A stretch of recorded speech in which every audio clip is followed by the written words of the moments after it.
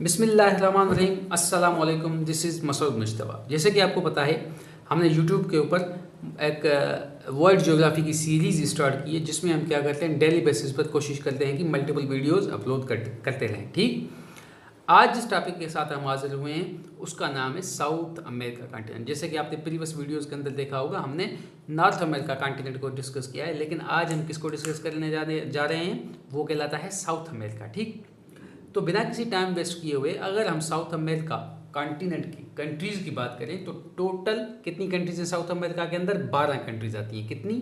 12 countries आती हैं जिनको यूएन भी एक मुल्क तस्लीम करता है। ठीक, अब आगे बढ़िए तो इस खित्ते की अगर बात करें तो इस खित्ते के अंदर सबसे बड़ा मुल्क कहलाता है ब्राज़ील।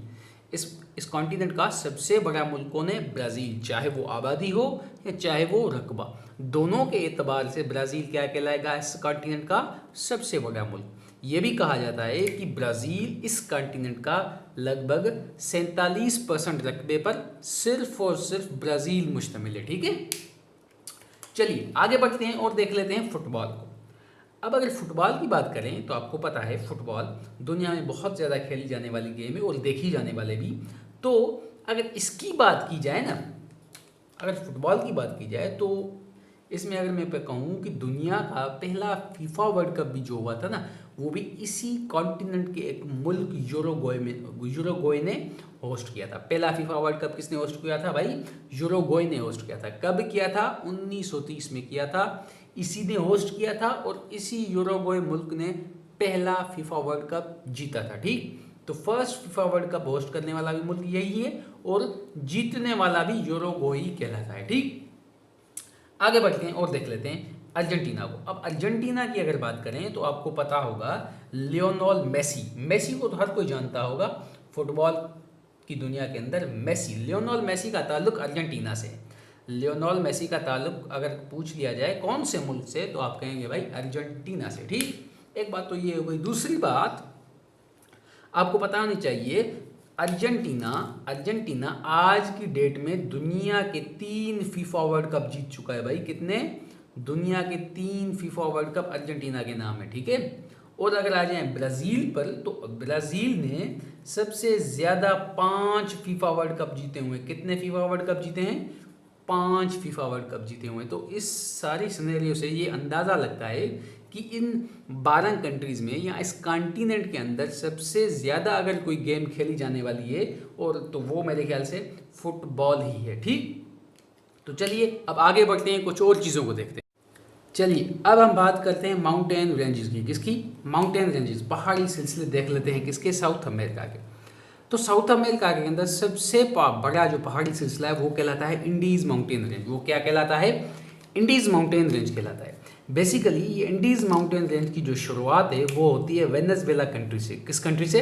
वेनेजुएला कंट्री से ये शुरू होता है। फिर ये वेनेजुएला से होता हुआ कोलंबिया, इक्वाडोर और फिर पेरू, चिली, अर्जेंटीना से होता हुआ नीचे की तरफ चला जाता है। नॉर्थ से ऑलमोस्ट नॉर्थ स्टार्ट होगा और फिर साउथ की तरफ नीचे की तरफ चला जाएगा। ठीक, तो ये पहाड़ी सिलसिला दुनिया का सबसे लंबा पहाड़ी सिलसिला कहलाता है। अगर आपसे सवाल यूँ पूछ लिया जाए भाई दुनिया का सबसे बड़ा पहाड़ी सिलसिला कौन सा है तो आप कहेंगे इंडीज़ माउंटेन रेंज। कौन सा? Indies mountain range. कितनी लेंथ है इसकी? 7000 किलोमीटर। कितनी है भाई? 7000 किलोमीटर इसकी क्या है? लेंथ है। तो इसी वजह से इसे दुनिया का सबसे लंबा पहाड़ी सिलसिला कहा जाता है। ठीक, अब अगर इसकी हाईएस्ट पीक की बात करें तो भाई इंडीज़ की हाईएस्ट पीक कौन सी है तो उसकी हाईएस्ट पीक का नाम है माउंट अकोंकागुआ। क्या नाम है? दोबारा रिपीट करता हूँ, mount Aconcagua is the highest peak of Indies mountain range. ठीक, अब अगर इसकी लोकेशन की बात करें कौन से मुल्क में ये पीक मौजूद है तो एग्जैक्टली आप कह सकते हैं कि ये अर्जेंटीना में आती है। कौन से मुल्क में आएगी?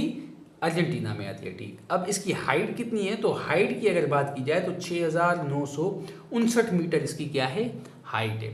6959 मीटर इसकी क्या कहलाती है? हाइट कहलाती है। ठीक, दुनिया का सबसे लंबा पहाड़ी सिलसिला इंडीज माउंटेन रेंज। कितनी लेंथ है? 7000 किलोमीटर। कहाँ से शुरू होगा? वेनेजुएला मुल्क से शुरू होगा। हाईएस्ट पीक कौन सी है तो माउंट अकोंकागुआ की हाईएस्ट पीक कहलाती है। कौन से पीक ये कौन से मुल्क में आएगी तो अर्जेंटीना। कितनी हाइट है? 6959 मीटर इसकी हाइट है। ठीक, तो चलिए अब हम डिस्कस कर लेते हैं अमेज़न रिवर को। बेसिकली ये अमेज़न रिवर भी इसी कॉन्टिनेंट के अंदर मौजूद है, ठीक। अगर इसकी हाल लेंथ की बात करें अमेज़न रिवर की, तो इसकी लेंथ है 6400 किलोमीटर। लगभग कितनी है 6400 किलोमीटर अमेज़न रिवर की लेंथ कहलाती है। अब इसका ओरिजिन कहाँ से होगा, तो इसका ओरिजिन जो होता है ना, कहा जाता है कि मुल्क पेरू से इंडीज़ माउंटेन रेंज से ये अमेज़न रिवर निकलता है और फिर वहाँ से होता हुआ वेस्ट से शुरू होगा और फिर नॉर्थ ईस्ट की तरफ जाकर अपना पानी कौन से ओशन में जाकर डाल देता है, तो अटलांटिक ओशन, ठीक। कौन से ओशन में, पेरू मुल्क में से इंडीज़ माउंटेन से ही निकलेगा। कहाँ से निकलेगा, तो इंडीज़ माउंटेन से निकलेगा। वहाँ से होता हुआ फिर ये ब्राज़ील मुल्क में इंटर होता है। वहाँ फिर जाकर ये अपना पानी अटलांटिक ओशन में डाल देगा, या अटलांटिक की ओशन की जगह आप कह सकते हैं मेराजो बे में। अटलांटिक ओशन कहे या मेराजो बे कहे, एक ही बात है। क्यों, क्योंकि मेराजो बे अटलांटिक ओशन में ही आता है, ठीक। आगे बात समझ में। दूसरी चीज़ ये अगर आपसे पूछ लिया जाए भाई दुनिया का सबसे लार्जेस्ट रिवर कौन सा है, दुनिया का लार्जेस्ट रिवर की बात कर रहा हूँ, तो अगर आपसे लार्जेस्ट रिवर की बात की जाए तो आप कहेंगे दुनिया का सबसे लार्जेस्ट रिवर अमेज़न रिवर कहलाता है। कौन सा रिवर कहलाता है, अमेज़न रिवर कहलाता है, ठीक। अब लार्जेस्ट से मुराद है साइज और वॉल्यूम के एतबार से, लार्जेस्ट से मुराद है वॉल्यूम और साइज के एतबार से, ठीक है ना, तो वो अमेज़न रिवर कहलाता है। और दोबारा मैं रिपीट कर दूँ सारे इसको, तो अमेज़न रिवर दुनिया का सबसे लार्जेस्ट रिवर कहलाता है। उसकी टोटल लंबाई है 6400 किलोमीटर। कहाँ से शुरू होगा, तो पेरू मुल्क से इंडीज़ माउंटेन से ये निकलेगा और फिर वहाँ से होता हुआ ब्राज़ील मुल्क में दाखिल होता है, फिर जाकर अपना पानी अटलांटिक ओशन में डाल देगा, या मेराजो बे भी कह सकते हैं, ठीक। तो ये था अमेज़न रिवर के बारे में। तो चलिए अब हम बात कर लेते हैं सहरा की, दो डिज़र्ट्स को देख लेते हैं। इस कॉन्टिनेंट के अंदर दो ही फेमस डिज़र्ट्स हैं, एक का नाम है अटाकामा डिज़र्ट, दूसरे का नाम है पेटागोनियन डिज़र्ट, ठीक। अगर अटाकामा डिज़र्ट्स की बात करें तो अटाकामा डिज़र्ट इसका ज़्यादातर हिस्सा चिली मुल्क के अंदर आता है। कौन से मुल्क में आएगा, अटाकामा डिज़र्ट का ज़्यादातर हिस्सा चिली मुल्क में आता है और थोड़ा बहुत हिस्सा अर्जेंटीना मुल्क में भी आता है, ठीक। दूसरी बात ये जो सहरा है अटाकामा डिज़र्ट, ये कोल्ड डिज़र्ट कहलाता है, ठीक है ना, ये कोल्ड डिज़र्ट है, बल्कि हार्ड डिज़र्ट नहीं है बल्कि कोल्ड डिज़र्ट है, ठीक। अब दूसरे डिज़र्ट की बात करें तो उसका नाम है पेटागोनियन डिज़र्ट। क्या नाम है, पेटागोनियन डिज़र्ट, ठीक। अब पेटागोनियन की बात करें तो पेटागोनियन का ज़्यादातर हिस्सा अर्जेंटीना मुल्क में आता है। कौन से मुल्क में आएगा, अर्जेंटीना में आएगा। इसका थोड़ा बहुत हिस्सा चिली मुल्क में भी आता है, ठीक। दूसरी बात ये भी कोल्ड डिज़र्ट कहलाता है, ये भी कोल्ड सहरा है। तो हमने दो डिज़र्ट देखे, अटाकामा डिज़र्ट, पेटागोनियन डिज़र्ट, दोनों ही कोल्ड डिज़र्ट है, ठीक। अटाकामा चिली में आता है, पेटागोनियन अर्जेंटीना में आएगा,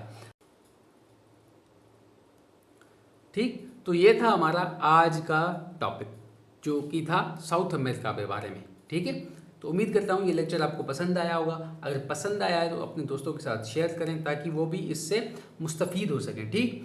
और इंशाल्लाह फिर अगले लेक्चर के साथ मिलते हैं। तब तक के लिए अल्लाह हाफिज़ and don't forget to like share and subscribe the channel. Okay, bye bye.